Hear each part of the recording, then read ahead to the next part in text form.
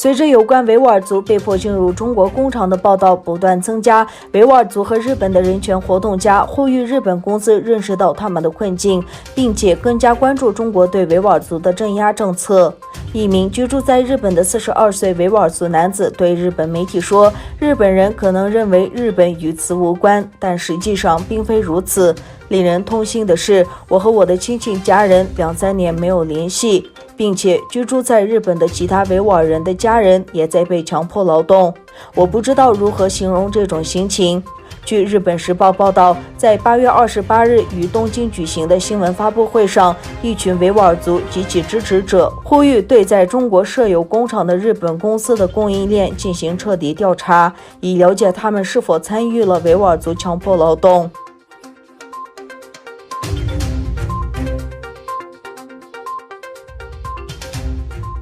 赴安卡拉参加新闻发布会的18名维吾尔青年和妇女以扰乱公共秩序为借口禁止进入安卡拉，引起社会媒体的不满。据社会媒体报道，包括妇女儿童在内的一组维吾尔人9月6日进入安卡拉时受到警察的阻挠，并被遣返伊斯坦布尔。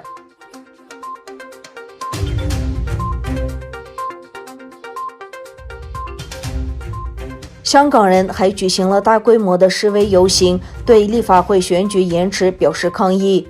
在游行的过程中，由于警方的严厉措施，示威者与警方发生冲突，289名示威者以非法集会罪被捕。在香港，成千上万的人抗议于9月举行的立法会选举推迟1年。与自由香港口号游行的示威者举着反政府标语。示威者与采取紧急安全措施的警察之间紧张加剧，愤怒的示威者向警方投掷水瓶，抗议他们的催泪弹，街道成了战场。289名示威者以非法集会罪被捕。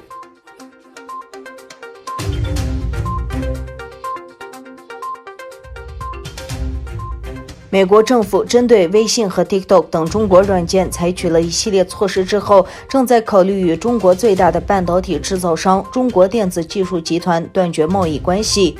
华盛顿邮报援引美国国防部的话说，特朗普政府正在讨论将中国半导体生产集团列入黑名单。根据该报告，如果中国公司被列入美国机构名单，将很难在美国销售该公司的产品。美国将加强对公司产品的调查，并且公司将需要申请特别许可，才能将商品进口到美国。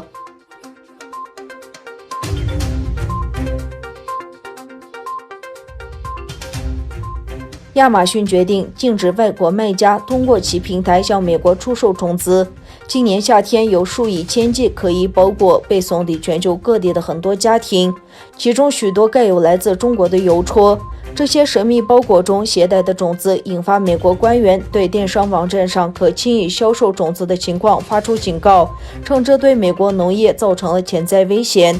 亚马逊在这样的背景下推出了上述经销措施。此前，美国农业部动植物卫生检查署对各地收集到的种子进行检验，至少确认了14种常见的花草植物，包括了薄荷、向日葵、薰衣草、迷迭香、芙蓉花，还有白菜、芥末、牵牛花等等。